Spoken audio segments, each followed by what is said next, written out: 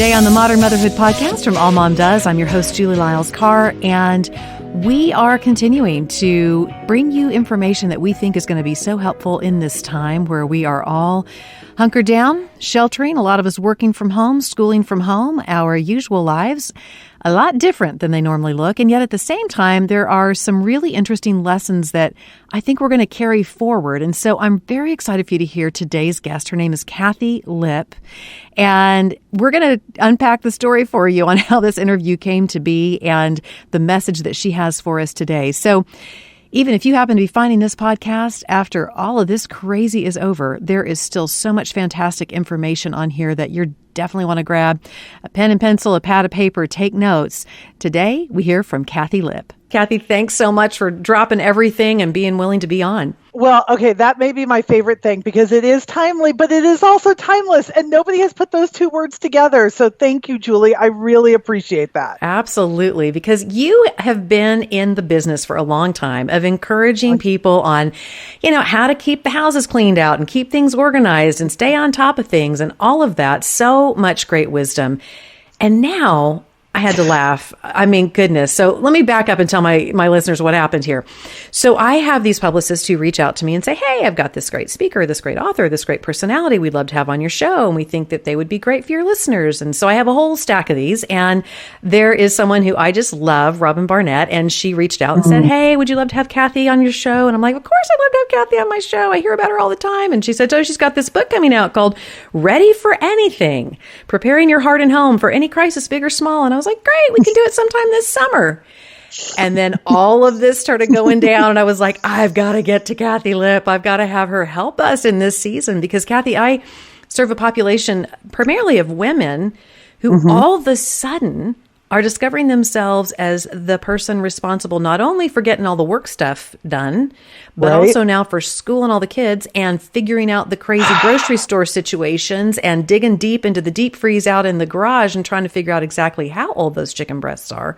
Right. So here we are. So tell me this. When you started working on this book 12, 18 months ago, what was your motive at that point? Because none of this was on the radar back then. Let's be clear. The word pandemic does not show up in the book. This. Yeah, I said ready for anything because what we're talking about is preparing yourself for whatever crisis may come. So there's certain things you can do that will prepare you for just about any crisis, but no clue about this. So this is the crazy thing. The thing that started me on this whole journey was laundry. My husband and I were traveling throughout Canada, and I'd booked a series of Airbnbs and things like that. And the one thing that these Airbnbs did not have was a laundry facility. So I'm spending my vacation, my 50th birthday, woohoo, in laundromats. And I'm like, there's got to be a better way. So I started to, while I'm sitting there in these hot laundromats, started Googling, how can you do laundry without a washing machine? Well, Julie, it took me to prepper websites. Oh, yeah. And let's just say there's a dark side of the World Wide Web that there is. I don't really encourage you to go and check out because you'll be learning about things that you never wanted to learn about. But I have to admit, I was pretty convicted because I realized I was really relying on other people to make sure that I was going to be okay. And what I realized is in a crisis, I don't want to always have to be the one who's helped. I want to be the helper. Oh, yeah. And so when I figured that out, I'm like, okay, so how do I get myself more prepared so that I can help the, elderly woman who lives next door to us? Or how do I help my neighbor or my friend who has lost their job? Like, how do I become not the person who's relying on everybody else? And this isn't about pride or, self-protection. It's saying, how do I be a good community member? And so that's what started me on this. And I thought, we live in the mountains now. So our most likely disasters are things like fire, because we're in Northern California, and earthquakes. And of course, everybody's most likely scenario is job loss. And so I thought, okay, I'm writing the book for those of us like that. But the principles transfer to what's going on right now. Absolutely. It's interesting because I found for myself, because we have such a large family and we lived for a number of years in Oklahoma. So we would go through these springs where there was always tornado threats and that kind of a thing. And actually my folks had lived in Utah for a number of years, and we are not Latter-day Saints, but there is an example within the LDS church of having a 2-year supply. They are the preppers, baby. They got it going on. And so having lived there, everyone had a special spot in their basement with, a lot of different materials and things to go. And the motive behind a lot of that was always so beautiful. Like you're saying, this idea of how can we serve in these times, not about hoarding, not about trying to be the last family standing, not that. Right. How can we be the hands and feet of Jesus when we do come into a time of crisis, whether that's a natural disaster or an economic disaster for our neighbor who lost their job, or now we know something like this? I would say a lot of motivation for people why they don't want to be prepared is fear. Like if I have to confront these things, then it means that I'm living in a place of fear. And I really believe being prepared is just saying, I'm going to take care of my future self. I'm going to do that. And then the other thing is helping our neighbor. I know a lot of people, I wrote this book for the people who are somewhere in between just trust God and 10 years of baked beans. Yeah. Like there is a place of faith and wisdom between those two, and loving our neighbor that we can work towards. And it's a beautiful thing. So equip us with some of the essential principles on being prepared, and then let's tag it with, and so if you weren't prepared with when all this hit, right, what do we do now? And let's just say there's no shame if you're like, we didn't have 2 crackers to rub together at that point, because we're all in our own circumstances. So we just have to take it from where we're at. But the basic principles of being prepared, in my view, and this is all supported by the Red Cross. This isn't something I just made up in my head. I just like to, break it down so it's super easy for people. I call it 3-2-3. So the first 3 is to have 3 days worth of supplies, so that if you need to leave your house, you need to jump in your car and just go, you have 3 days worth of clothes, food, water, and a little bit of cash to get you what you need to do. So that's the number 1. So 3 and then 2. The 2 is 2 weeks worth of food, water, and ways to cook, power, that kind of thing for your unique situation. So being prepared in our house in San Jose, California, looked very different than being prepared in our mountain house in the El Dorado forest. So you have to figure out what that looks like for you. We found out at a very inopportune time that when our generator didn't work, it also meant that our plumbing didn't work. They had set that, or even when our power didn't work. So even though our generator had kicked in, our water wasn't working. They had wired the generator incorrectly. So you find these things out, but you have to figure. So we were literally going down to the creek and getting buckets of water, and we had to use a machete to get down to the creek. Hello, Laura Ingalls. Yeah. Yeah, exactly. All my pioneer skills coming out. And that's not going to be the situation for most people, but we all have that one weird thing that we have to take care of. And then, so 3 and then 2, and then your final 3 is 3 months worth of emergency expenses. How can I just survive for 3 months until hopefully I can get a job again, we can get to a better place, whatever it is. So I tell people before a crisis hits, the first thing I want you to do is just 2 things. Save up $100 bills and get a jug of water, because that's going to help in any circumstance. But your question is, hey, Kathi, we're in it right now. What do we do? So my very first thing I would say to do is do an inventory of what you have. And there are certain things that you could inventory. Your food. So inventory your food, inventory your cleaning supplies, inventory your first aid kit. And if you're like, what first aid kit? That's okay. You can look around your house. I bet you have some Band-Aids. I bet you have some ointment. And then you can start to do your research. Okay, what if I don't have a first aid kit? What do I need in the first aid kit? And we actually have this all listed in the book, but what can I use as substitutions? Because sadly, just because we're in a pandemic doesn't mean that your kid isn't going to fall and, scrape their arm or, whatever it is they're going to do. So just knowing what you have, I think, is a great first step. And then the other thing is, this is my clutter-free heart, getting rid of stuff that you don't need, because really clutter is detrimental to your mental health. And now is the time where you can start to get rid of some of this stuff. I think one of the effects we're going to have after we're all back able to reemerge is we're going to value space more than stuff. Oh, yeah. Oh, yeah. And you've been speaking into the clutter-free space for a long time. One of the things that I'm seeing that maybe you are too, when I get on my social media platforms and I'm seeing how people are doing and checking in, it feels like, at least in this initial upswing of everything that's been going on, people are just big time cleaning out and decluttering. What do you think the psychological connection is there, that when we're hit with something of this nature, I mean, part of it is, we're home and finally it's like that junk drawer is gotta go. But I feel like there's something deeper going on here psychologically. What do you make of all that? I think we are controlling what we can control. Mm-hmm. And I think that's a really healthy thing. To say, you know what, now I have some time. And we're doing a decluttering. We have been all this week on my Facebook page. Like every day at 11, we just go over there and we say, okay, we're going to spend 15 minutes decluttering this drawer or this room or whatever it is.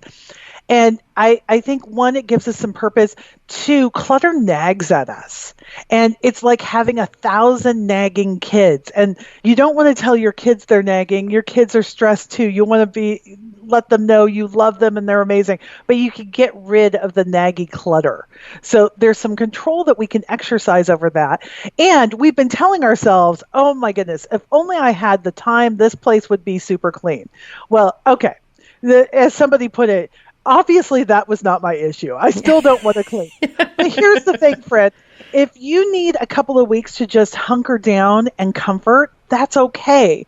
But give yourself some small projects where you can accomplish some things and have that sense of control, because a lot of our world is out of control right now. But we can have some small measures of control over the things that are in our own home.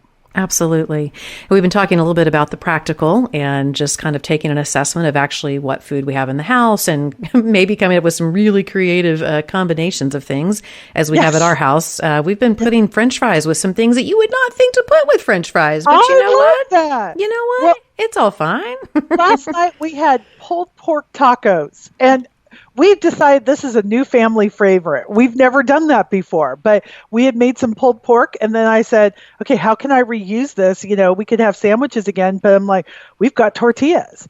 We've got some tomatoes. So we just did pulled pork tacos and like street tacos. That's now my new favorite thing. Right. And there's some great sites. I'll remind Rebecca to put these in the show notes. Some really interesting sites on when you have an inventory of what's in the house, and you can actually go on some websites and say, okay, I've got a this, a that, and 4 of those, and it'll help you come up with some ideas. So we'll make sure we post that. Yeah, fantastic idea.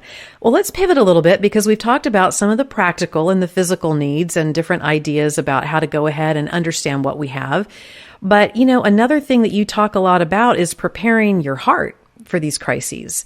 Mm-hmm. And so again, here we are in the middle of it. But moving forward, how do we manage today? But then how do we also get ourselves to a place within our own hearts? I mean, the reality is, Kathi, we're going to navigate this, and I don't mean this in a negative sense, but there'll be another one of some kind or another one, and they may be more regional. They may not have exactly the same reach, but, for you and I both, a lot of the people in the publishing world that we work with, they're in Nashville. They just went through a tornado there. And so for this to hit on top of it, I was on a publishing call last week where my friends who are in Nashville, their eyes are real wide because they hadn't recovered yet from that. So how do we get our hearts in a place where we're not living in fear and we're not paranoid, but we're prepared? Yeah, so I have a couple of things that I would love to say to that. Is the first thing is I like to pre-decide how I'm going to react to an emergency. So I didn't know the pandemic was coming, but I did know that in an emergency, Roger has some strengths. That's my husband. I have some strengths. My mom, who we are now currently living with, has some strengths. So each of us gets to do our strengths. And I think in an emergency, it's really tempting to say, okay, I don't like how you're doing that. I'm going to take that over. No, everybody needs to be working in their strengths. My husband's much better at finances than I am. My mom doesn't mind doing dishes, and she's a sewer. I am really good at the practical communicating, but I will say this, my husband has been amazing with his kids checking in, and he's actually organizing a family game night where we're going to play on our phones, but we're going to be on Zoom so we can see each other. And so everybody goes with their strengths and follow the person whose strengths it really is. My mom is sewing masks, so I can get on, and get her supplies, those kind of things. Having a plan. Say there are the regional emergencies, but there's also personal emergencies. Your kid gets sick, or there's somebody in your family who is in a car accident. I've seen this happen a couple of times since the book has come out, and people said, I had my 3-day bag ready to go. A couple of author friends have had situations where they've had to take that 3-day bag and get out there. So it's pre-deciding, how am I going to behave in an emergency. So one of my really tender spots, Julie, is my first husband was pretty much chronically unemployed. My dad was chronically unemployed. So when I got married the second time, I married the guy who has been at Hewlett Packard Enterprise for 35 years. That's who I married. But who knows what that job is going to look like 6 months from now, a year from now. So we have a 5-minute plan for if Roger loses his job. First thing we do is pray. First thing he does is, goes and evaluates our finances. Do we have to sell something? What do we need to do? My first 5-minute job is to, we're going to cut out Netflix. We're going to cut out any subscriptions we have, to go and do all of that kind of stuff. And do those things need to be done in the first 5 minutes? No, but it sets our heart on a path of not being panicked. It's saying, I'm going to choose how I'm going to behave in this circumstance. And so I think that's one way we can really set our hearts. The other thing is getting the focus off of ourselves and seeing who we can help. One of the commitments that Roger and I have made, we run an Airbnb, and we've got people who are cleaning that Airbnb. Normally, that's their source of income. And so Roger and I have committed to, as long as we can, even though they're not coming to clean, we're going to continue to pay them. And that's not everybody's choice. I feel like everybody has an abundance of either time, space, energy, or money. And right now, we don't have an abundance of money, but we have enough money that we can continue to pay them. So we're looking to people who are worse off than we are and saying, how can we help those people? And when you stop looking at yourself and you start to say, and it's okay to be scared, we just don't want to live there. Right. That's the thing. We don't want to be in that place. And then the final thing is, how can I emotionally help people around me? My mother-in-law is in a assisted living facility. Nobody can go in or out. So I'm committed to sending her a letter a day while we're all under this ban, to think about what are the things that I can do to get out of my own way and to love on others where they need, and how has God specifically equipped me to help with that? I love that. I think really leaning into what people's strengths are is so powerful. We had a family meeting just last night where my daughter and her fiance were talking through, okay, we want to be able to contribute to what's going on. And of course I have a book deadline in the middle of this, Kathi, because that's how, that's how it goes. Yeah. Yeah. And you don't want people watching you during a book deadline. It's a weird thing. It's ugly. Like you fall asleep at weird times. You're hyper productive for, this amount of time. And then you just look like a sloth. And it's just, it's a very exposing thing. But it was really powerful to have that meeting, even though we didn't necessarily get everything spreadsheeted out or whatever, but to have the conversations about, okay, Utaka loves to cook. I'm going to just jump in and do that. Are you okay with that? Is that going to offend you if I jump into your kitchen? Right. And of course I'm like, oh, no, my love. You will be my favorite child. It'll be go fine. Use your skills for God's glory. Please go do it.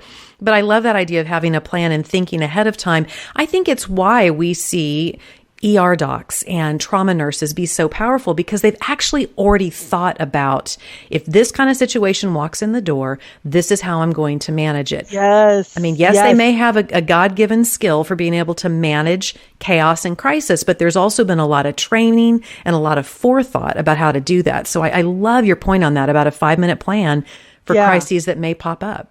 Have you heard of the book Checklist Manifesto? No, but that sounds fascinating. It's based on ER doctors and exactly what you're saying. Okay. That hospitals are so much safer if a doctor is following a checklist. Just like a pilot on an airline. Exactly. And so it makes it so we don't miss those things. And how do we go forth and do that? Oh, fantastic. I love that idea of a 5-minute plan. Now, talk to me about this. I think we have an interesting tandem going on that's a little tough because you spoke to people who really are panicked, really are worried. And yet sometimes we have somebody who comes skipping in, like Tigger, like Pollyanna, just going, it could be so much worse. Imagine if it was just that. And then sometimes those people who are saying, no, I was trying to honestly communicate how I feel.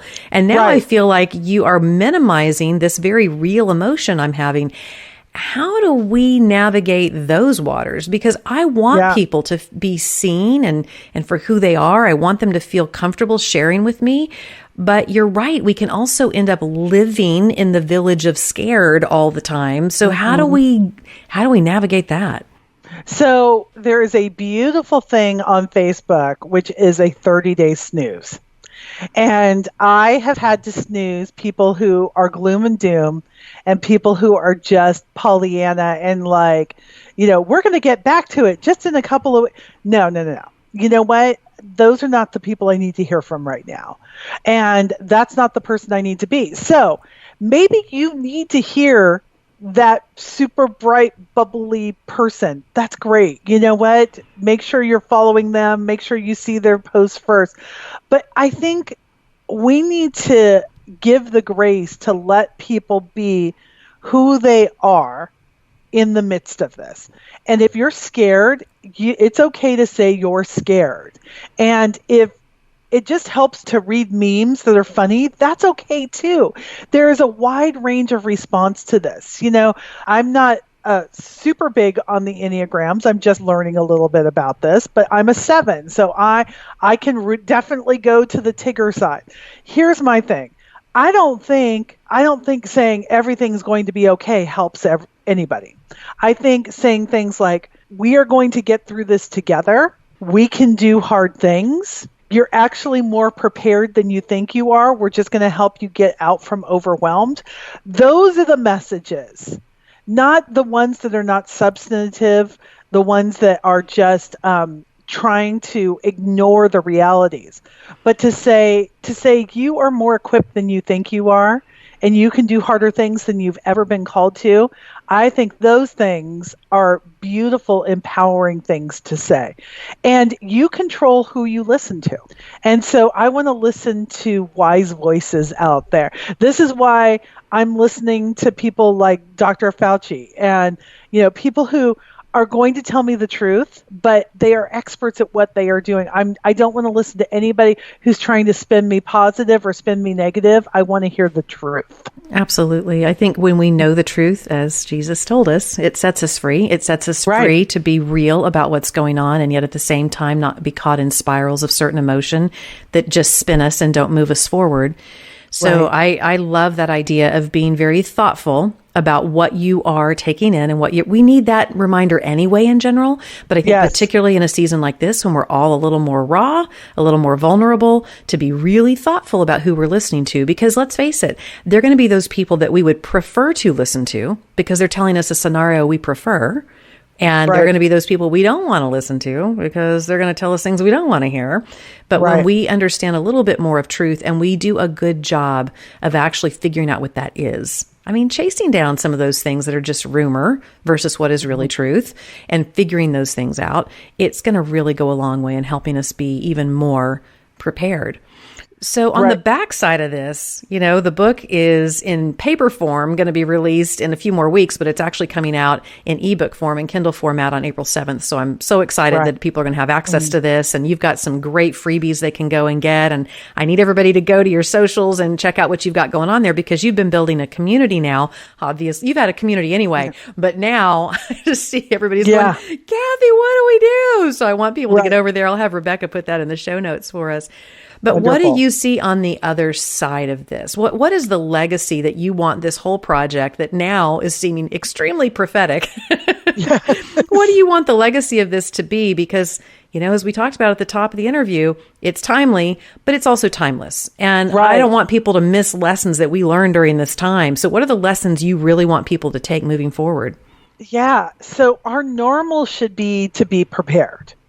That should be our normal. So that 3-2-3, three days if you need to leave your house, 2 weeks if you need to shelter in place, and 3 months of emergency funds. And that should be our minimum, because it's not if, it's when. And that's not a doomsday prediction, but God says in this life you will have trouble. We are guaranteed trouble. But I want, especially Christians, to be able to say, how do I be the helper in this situation? Now, not every Christian can be the helper. I get that. We all have different circumstances, and this is not shaming by any stretch of the imagination. It's saying, what is it I can do to help? My mom, who is in her mid-70s, who is not physically in the best of health, is in there sewing masks like there's no tomorrow. All of us have an abundance of something. Right now, her abundance is time and material. She's got it. So to think about, how can I be the helper? And so some really practical ways we can do that. Take a CPR class. Could you be that person who does that? When you're stocked up, like we've been able to give people toilet paper because we had an abundance of toilet paper before all this happened, because we live in the mountains and, we would be in trouble if we didn't have you have a family, 8 kids, you've got an abundance of everything for a little while, You're like, this is not stocking up. This is a Tuesday in our house. This is that. I get it. And so I'm used to buying for a big family, and now I'm used to buying for a retreat center. But what is going to be your legacy in all of this? Is it going to be, I've got the time, I've got the space, I've got the energy, I've got the money to help somebody out? What is your legacy going to be? So be prepared. Do these few simple things. I always say 95% of it is common sense. We just break it down for you so it's not overwhelming. 5% feels a little weird and kind of Walking Dead, but I promise you'll be glad you did it. So keep it simple, friends. We want to keep you from being overwhelmed and to do the things that are going to take care of you, your family, and your neighbor. And I love those categories as you so beautifully laid them out. Each of us probably has an abundance somewhere, whether that is time, space, and your ideas about resources and finance, that we can really be helpful. I love that. Yes. I can help out with science project supplies, since we never seem to get the science projects done. So you are the go-to person. Yeah. And, one of the bonuses that we are putting out there, we're giving a ton of stuff away because we want the book to practically be free so that people will just get it in their hands. But we do have a 5-day family curriculum for preparing for emergencies that you can do while you're sheltering in place. Fantastic. And if you're like, I don't want to homeschool, great. Just do these activities for 5 days and you'll be a little more prepared. And it's giving your kids life skills they're going to need for the rest of their lives. Fantastic. And friends, please look for Kathi on all the socials. And it's KATHI Lipp. So make sure you get that Kathi with an I and Lipp with 2 P's, and go see all the goodness, all the wisdom, all the fun and the humor and the joy and the practicality that is Kathi. Kathi, I cannot thank you enough for being on today. Thank you for helping us in the middle of all this to determine ways that we can stay prepared, get a little better prepared, learn the lessons of all of this, and hopefully in the best way, be a blessing to the people around us. Kathi, thank you so much. Julie, thanks for sharing your space with me. I really, really appreciate it. Be sure and check out the show notes. Our content coordinator, Rebecca Beckett, puts those together every week. Also, be sure and check out All Mom Does on the socials and allmomdoes.com, a fantastic place for you to connect, to find other women who are walking through much of the same season that you are, to find friendship and encouragement. You can go to allmomdoes.com and All Mom Does on the socials. I want to connect with you too on Instagram, Facebook, all the places. I'm Julie Lyles Carr. All of those places. I would love to hear from you. And hey, please do this for us. Our team, Donna, who's our producer, Rebecca, our content coordinator, one of the ways that you can just show them how much you appreciate what they put into every week, making sure the podcast gets out to all the places, is by subscribing and leaving us a 5-star rating and review. We love to feature those reviews, and it really does help get the podcast out to other people who need this information just like you do. So I can't wait to see you next time here on the Modern Motherhood Podcast.